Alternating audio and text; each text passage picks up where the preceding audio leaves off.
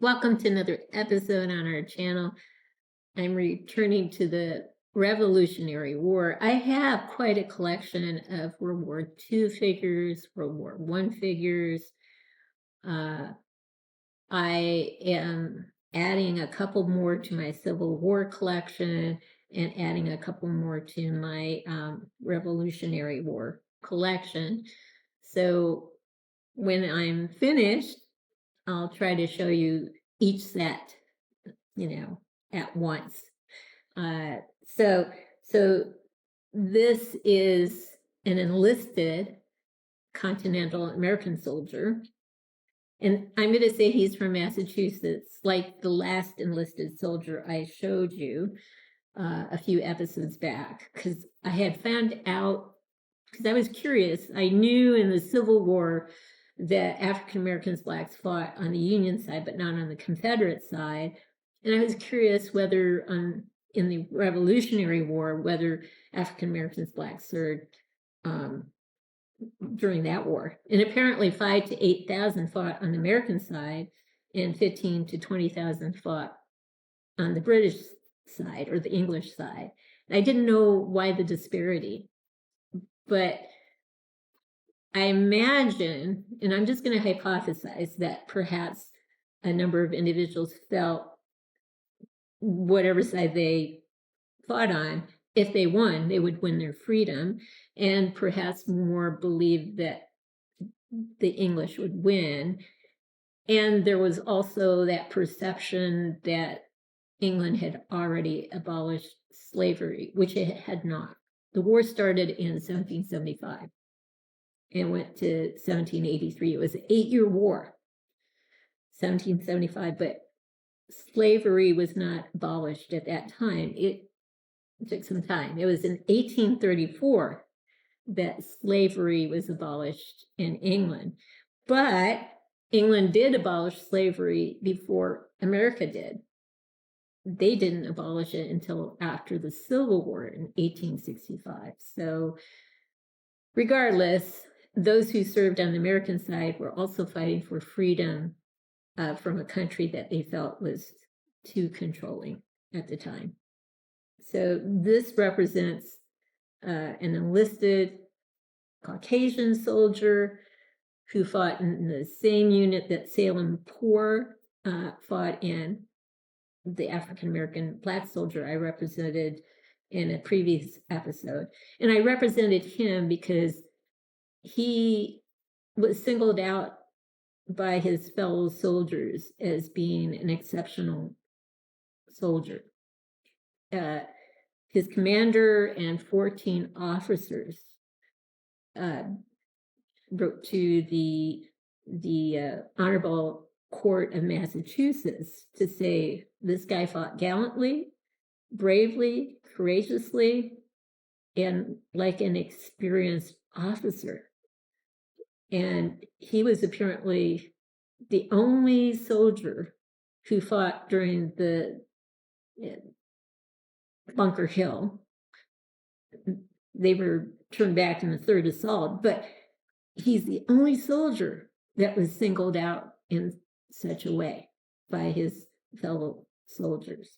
So if he was honored by his commander and officers, I can only imagine that it was an honor for the enlisted soldiers who served with him to fight side by side with him. So here's an enlisted Massachusetts soldier, and we'll bring Salem Poor back in at the end of the episode so that they're together. So anyway, again, the Revolutionary War lasted from 1775 to 1883, 8 years. I didn't realize that. But the Civil War, which happened like 86 years later, like a generation later, lasted 4 years, just under 4 years, 1861 to 1865. Lots of loss of life, but wars that were important to both sides to win. So anyway, we'll pause now and get this guy on a turn tray so we can see him from all angles.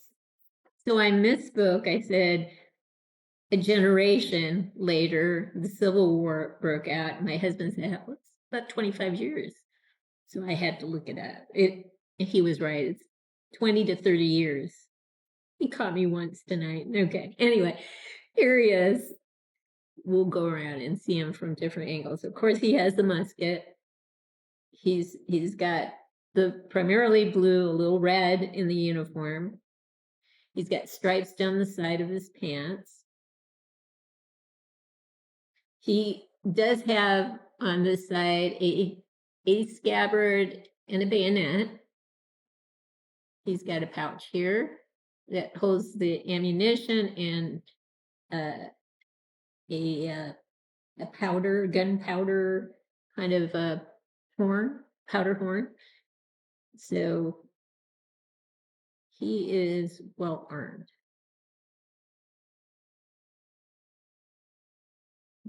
And he looks great. So we'll pause and get some tighter close-ups from here on up. You might recognize the head. I actually used a head like this on the two Civil War brothers, one fighting for the Union and one fighting for the Confederacy. I like the head so much, I decided to use him for a Continental American soldier. Yeah.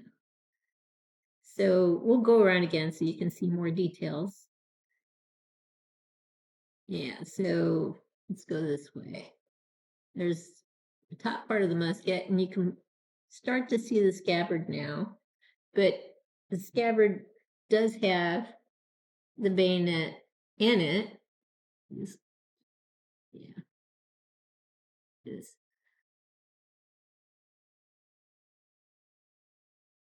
And then over on the other side is, of course, the pouch that held the ammunition and the powder horn that held the gunpowder.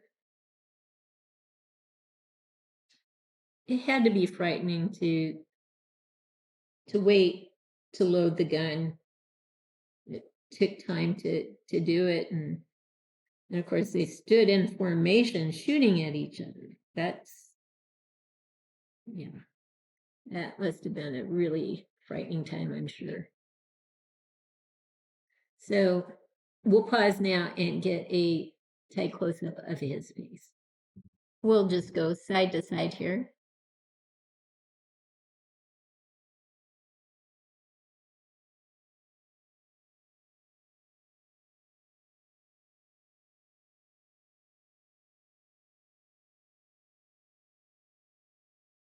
And there you go. I forgot to mention that you can get these outfits from Cotswold Collectibles. It's not Cotsworld. There's no R in it. It's Cotswold. And ironically, to get a Continental American soldier outfit, Cotswold is a region in England. And they can come with a variety of accessories. This is a candle in a glass carrier with a reflection thing behind it. So it was their flashlight of the day. A cup, tin cup. It's actually made out of plastic. Tommy Hawk. Other things that you can get. Very reasonably priced. And the soldiers, they look immaculate in these outfits. So here's, unfortunately, an unnamed enlisted Massachusetts soldier next to Salem Poor, who was originally enslaved but bought his freedom, and then when the war started, joined the Massachusetts militia to fight.